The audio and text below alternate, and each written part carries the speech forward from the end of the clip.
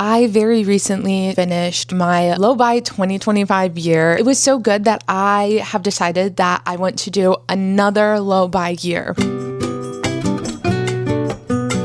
Because I've already done one, I know what rules to tweak, what my goals are a little bit more, and I think it will just overall give me a little bit of an edge that I didn't have last year because I truly had no idea what the hell I was doing. I will be doing low buy and Project Pan. Low buy is creating rules for yourself to follow in regard to consumerism. People have many different reasons for why they do it, and in a few, I will get into all of my reasons why I personally love to do a low buy year. Project Pan is essentially trying to use up all of your products until you hit the pan or completely use the product before repurchasing, before buying more. It's all about using what you have. So I will be doing both those things, and I will be showing my empties throughout the year. And an empty is a product that I use completely until it was empty. Okay, girl. It is kind of like clear, but just in case it isn't, because I'm not shaming anyone. Okay, girl. Before I tell you my rules for the year, I do want to touch on why I'm doing this and kind of my goals, because without goals, it does feel a little bit aimless and you're kind of like, girl, what is the reason? I want to be less easily influenced because, girl, we're in the age of influencers, influencer culture. You do not need to try every single product. Just because there's a new, cool, fun product, it doesn't mean you have to have it. I hate the whole trend of things you didn't know you needed. I promise you don't need it. And I will say it is an incredibly powerful marketing tool. Like, whoever started that, they kind of went crazy on it. Really, really good marketing, but don't fall for it. And I can't say that I haven't fallen for it. And girl, that's why I'm doing a low buy year, okay? That is why we are where we are at today.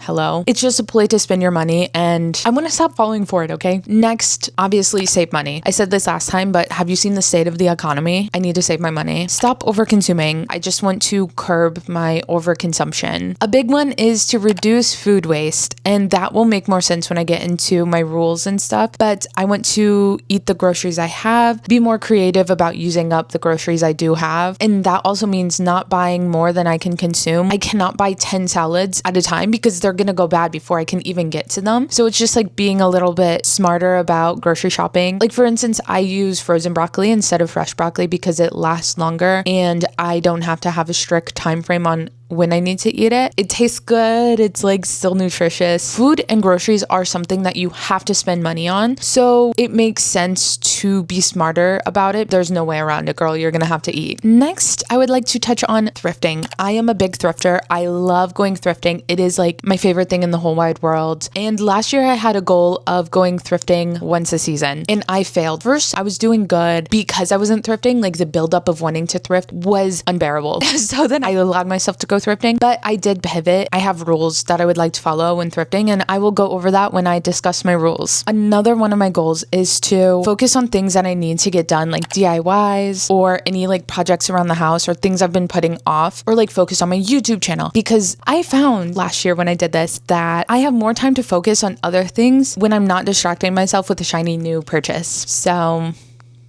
yeah, I want to continue my mending and sewing journey because I had so much fun and I learned a lot, but I have a long way to go with that. Another goal is to have less impulse buys. This next one, I want to say that I will do, but I'm so scared that I cannot hold myself to it. So I'm like taking like the cop out way, okay? Because I'm like, oh my God, I don't know if I can handle it. Anyhow, one goal I have is to do 1 month of a complete no buy where I 100% do not order out, buy nothing extra that is not a necessity, no coffee outside, no thrifting, no Amazon purchases. I cannot buy anything that is not a necessity. That is one goal, 1 month this year. We'll see, but fingers crossed. My last goal, although I guess this probably isn't an all-inclusive list because the more I like think about it, the more I'm like, oh, maybe this. But for now, the last goal I have for doing this is be better at styling my clothes. And that, girl, stick with me here, okay? That entails wearing the clothes I already have, cleaning out the clutter in my closet and selling that on Depop probably. I use the Index app, which is just like a digital closet, and I keep track of every single outfit I wear. So then that way I know what clothes I'm actually wearing versus what I'm not wearing. And I just want to really focus on my personal style in a way of wearing what I already have. I feel like to people not into like clothing items and stuff like that, they're like, girl, okay, this is my journey. Okay. I'm defending myself for no reason. So those are all of my goals for doing this. If something's not working for me, I will pivot, and same with the rules. Let's get into my rules for my low buy 2026. No keychains. My only exception to this rule is I will be doing some international travel, girl. How will that work with a low buy? No idea. But I'm going to Thailand, and I've decided if there is one singular keychain that I am absolutely in love with, I will buy it for myself. I love a good keychain. Like, I love collecting them. I have like a little place for them on my wall. Like, it is so cute and I very much enjoy it. And I am trying to learn that I can admire things without having to own them or have them in my possession. Going to the store and being like, oh, this is really cute, and then moving on. I admire it, but I don't need it. I don't need to take it home with me. I don't need to own it. That's something I'm going to be trying very hard for this year. Next rule is no new shoes. And this was one of my rules from last year, and I failed miserably on it. Really failed on it. Not even like, oh, I needed this pair of running shoes, which I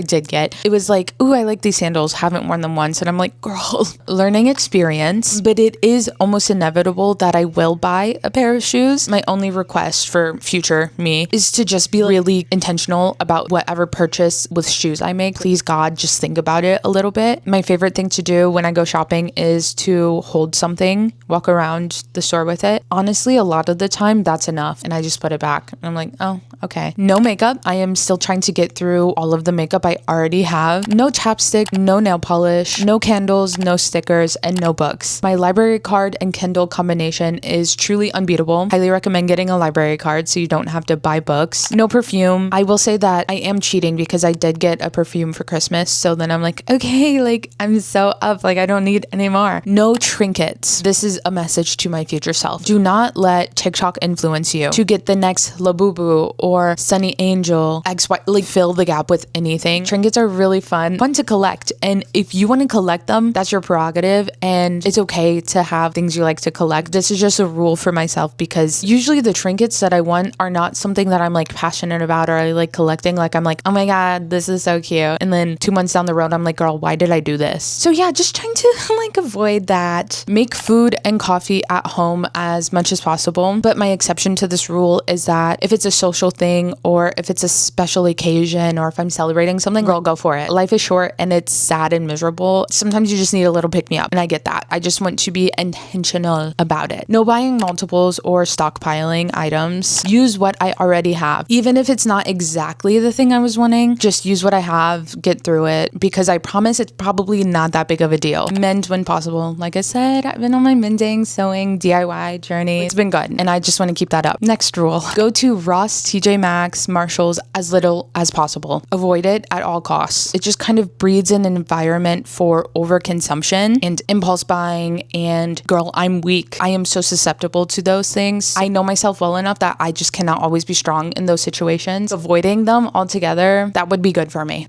No hair accessories. I have like the headbands and the hair scarves and the cute scrunchies and the claw clips, and girl, I'm barely using them as it is. I do not need to add to the collection at all. And also it's like, if I want one, is there not something I already have that will basically work the same? Onto my rules for thrifting. Thrifting is okay. I will allow myself to go thrifting anytime I want because like I said, I learned from my mistakes last year, but thrifting has to be intentional. I want to buy higher quality, really look at the material makeup. Like, is it 100% cotton, 50% linen? Is it 100% polyester? Just to like be aware of these things. Buy things that actually fit. That should be obvious, but girl, to all of us, it is not.